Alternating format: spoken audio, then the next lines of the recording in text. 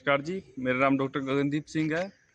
मैं आपको बताना चाहूँगा कि हमारे पास में लगभग जो रेजिडेंशियल ट्रेनिंग करके जा चुके हैं किसान, उनकी गिनती 10,000 प्लस है हमारे पास में। प्लस जो हमारे पास में रेगुलर विजिट के लिए आते हैं फार्मर्स, जैसे हमारे पास में राजस्थान, यूपी और हिमाचल प्रदेश के, हर वीक हमारे पास में 30-40 फार्मर्स जो है वो ट्रेनिंग करने के लिए स्पेशली अदर स्टेट से घूमने के लिए आते हैं। वो हमारा फार्म देख के जाते हैं और उसमें से कुछ किसान हमारे पास में ऐसे होते हैं कि जो पहले से ही प्राकृतिक कृषि कर रहे हैं और साथ में वो अपने जो आस पड़ोस के जो किसान हैं जो अभी शिफ्ट करना चाह रहे हैं कि हम केमिकल से प्रकृति की तरफ आना चाह रहे हैं, वो फार्मर्स को वो खुद लेके आते हैं कि यहाँ पर आप आइए, देखिए, और यहाँ से वो ट्रेनिंग लेके हमारे पूरे फार्म की विजिट लेके कैसी कैसी क्रॉप्स हमारे पास में वो सब देख के वो यहाँ से सीख के जाते हैं हमारे पास से। सर देखिए, जब भी रसायन हम डालते हैं, चाहे किसी भी माध्यम से डाल रहे हो, खाद के माध्यम से डालते हो या पेस्टिसाइड के माध्यम से, तो हमारे जो सबसे ज़्यादा इफेक्ट पड़ता है वो पड़ता है रूट क्रॉप से, क्योंकि वो हम क्या है डायरेक्टली कंज्यूम करते हैं। लेकिन जहाँ तक अगर हम बात करते हैं, जैसे गेहूं हो गया या जीरी होगी, वो उसका क्या है बीज जो होता है वो हम कंज्यूम करते हैं। लेकिन जब हम अप्लाई करते हैं पेस्टिसाइड, तो क्या है डायरेक्टली ये इसके अंदर चला जाता है, फ्रूट के अंदर चला जाता है, जो हम रूट बनती है उसके अंदर चला जाता है। जो डायरेक्टली कंज्यूम करने वाली जो वेजिटेबल्स होती हैं उस पे हमें ज़्यादा इफेक्ट पड़ता है। प्राकृतिक खेती में जो शेल्फ लाइफ है वेजिटेबल्स की, सब्जियों की, वो बढ़ जाती है। रसायन मुक्त होने के कारण उनका जो टेस्ट है, क्वालिटी है, वो भी बढ़ जाती है। तो यहाँ पर कौन-कौन सी सब्जियाँ देखने को मिल रही हैं? यहाँ पे शलगम है, मूली है, गाजर है, चुकंदर है, पालक, मेथी, धनिया, ये इस तरह की जो नॉर्मल क्या है सर्दियों में होने वाली जो फसलें हैं, जो हमारी रसोई में होनी भी चाहिए, सारी तरह की हरी पत्तेदार सब्जियाँ, ये आपको देखने को मिलेंगी। जब यहाँ पे प्राकृतिक खेती शुरू करने से पहले जब इस मिट्टी की जांच कराई गई थी, तो इस मिट्टी की जांच में पाया गया कि यहाँ का जो ऑर्गेनिक कार्बन यानी जैविक कार्बन है वो बहुत ही कम था। तो उस समय ये पाया गया कि जो मिट्टी का कार्बन और जैविक कार्बन इस मिट्टी में है वो लगभग 0.2, 0.3, 0.4 के आसपास था। और ये सारी की सारी टेस्टिंग परम आदरणीय पद्मश्री अवार्डी डॉक्टर हरिओम जी के सानिध्य में हुई थी और उन्होंने ही यहाँ पे प्राकृतिक खेती की शुरुआत करी। तो जब 2 या 3 साल के बाद ये प्रशिक्षण, ये जो मिट्टी के टेस्ट हैं, ये दोबारा कराए गए, तो बड़े आश्चर्यजनक और चमत्कारिक परिणाम सामने आए, जिनमें ये पता चला कि प्राकृतिक खेती अपनाने के बाद जो हमारी मिट्टी का जैविक कार्बन है वो 1 से 2 साल के अंदर 0.8, 0.9 और 1 से भी ऊपर चला गया इस फार्म का।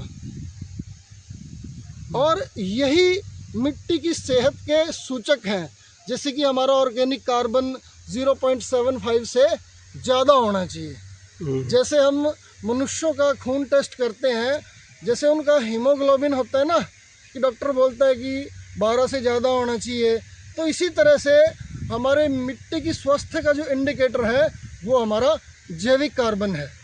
और यहाँ की मिट्टी का जैविक कार्बन लेवल जो है वो 0.8, 0.9 और 1 से भी ऊपर कुछ खेतों का जा चुका है।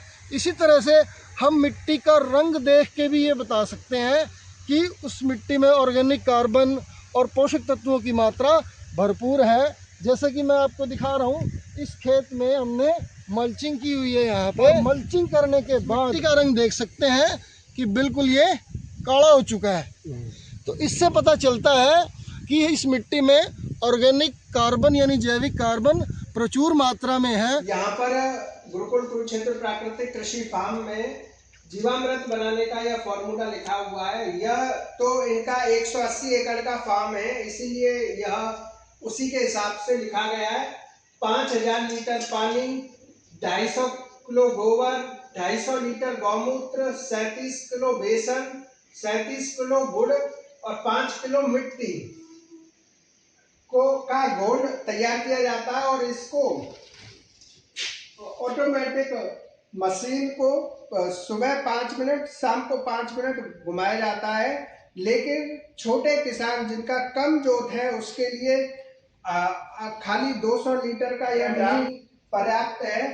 इसी मात्रा को आप 10 किलो देसी गाय का ताजा गोबर, 10 लीटर गौमूत्र, आपका 2 किलो गुड़, 2 किलो बेसन और 250 ग्राम बड़े पेड़ के नीचे की मिट्टी, जहाँ पे कभी रासायनिक उर्वरक का प्रयोग नहीं हुआ हो, उसको घोल बना के इसमें ऊपर बोरी से ढक दे और यह 3 दिन में गर्मी में और 5-7 दिन में सर्दी में तैयार हो जाता है।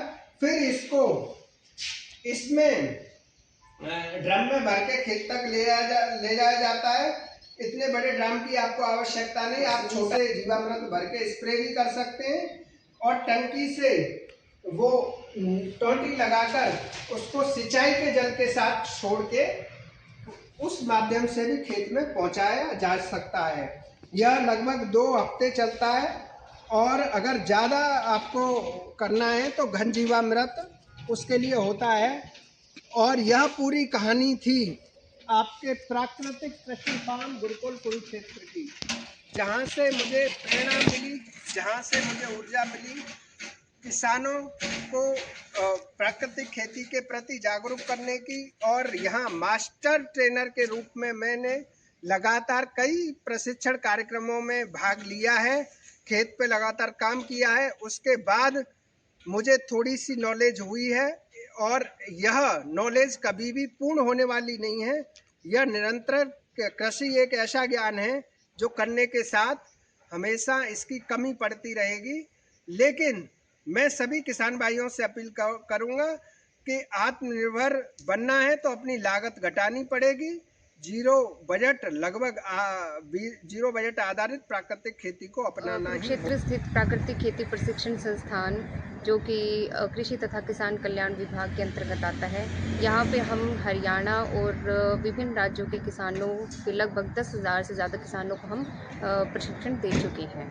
और इसमें हमारे महिला किसान भी हैं, बच्चे भी हैं स्कूल के, और सभी तरह के किसान हैं, सभी एज ग्रुप के किसान हैं। आपने देखा जिस तरह हमारे देश के माननीय प्रधानमंत्री श्री नरेंद्र मोदी जी, हमारे देश के गृह मंत्री श्री अमित शाह जी, हमारे देश के केंद्रीय कृषि मंत्री जी, किसान कल्याण मंत्री श्री शिवराज सिंह चौहान जी, हमारे उत्तर प्रदेश के माननीय मुख्यमंत्री श्री योगी आदित्यनाथ जी किस तरह से प्राकृतिक खेती को ज़मीन पर उतारने के लिए गंभीर हैं और लगातार वह किसानों से आह्वान कर रहे हैं।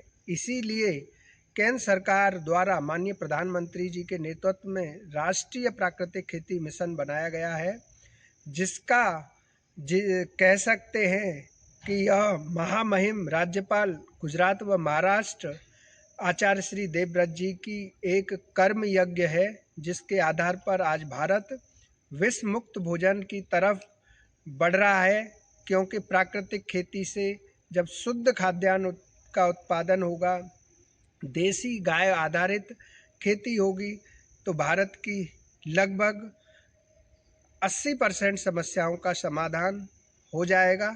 जय जवान, जय किसान, जय स्वदेशी, जय प्राकृतिक खेती, जय गौ माता।